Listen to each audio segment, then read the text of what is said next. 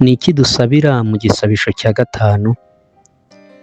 Mu gisabisho cya gatanu ari cyo uduharire imyenda yacu nk'uko natwe twahariye abarimo imyenda yacu, turasenga ngo Imana ku bwa Kristo itubabarire ibyaha byacu byose, ari cyo dushishikarizwa gusaba kuko kubw'ubuntu bwayo dushobozwa bivuye ku mutima kubabarira abandi.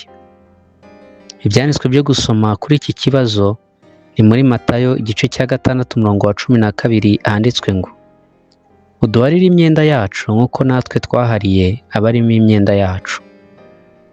Zaburi ya 51:3 kugeza ku wa 4, umurongo wa 9 n'uwa 11 handitswe ngo Mana, mbabarira kubw'imbabazi zawe nyinshi usibanganye ibicumuro byanjye, unyuhagire rwose gukiranirwa kwanjye, unyeze unkureho ibyaha byanjye, unyejeshe zobu ndera, unyuhagire ndabe umweru ndushe urubura. Hisha amaso yawe ibyaha byanjye, usibanganye ibyo nakiraniwe byose. Daniyeli igice cya 9 umurongo wa 17 kugeza ku murongo wa 19 handitswe ngo nuko noneho Mana yacu, umva gusenga k'umugaragu wawe no kwinginga kwe, kandi ku bwawe Uwiteka umurikishirize mu maso hawe ubuturo bwawe bwera bwasenyutse.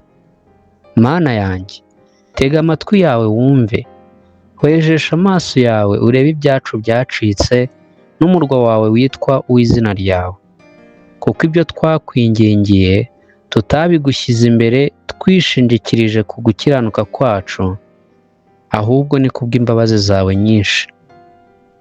Umva Nyagasani, babarira. Nyagasani, twumvire. Nyagasani, ugire icyo ukora ntutinde.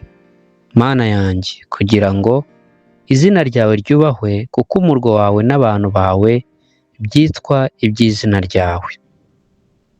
Luka 11 umurongo wa 14 haranditswe ngo Yesu yirukanye dayimoni utera uburagi mu muntu.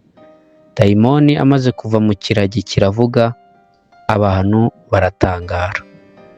Ndetse na Matayo igice cya 18 umurongo wa 35 naho handitswe ngo na Data wo mu ijuru niko azabagira nimutababarira umuntu wese mwene so mubikuye mu mutima.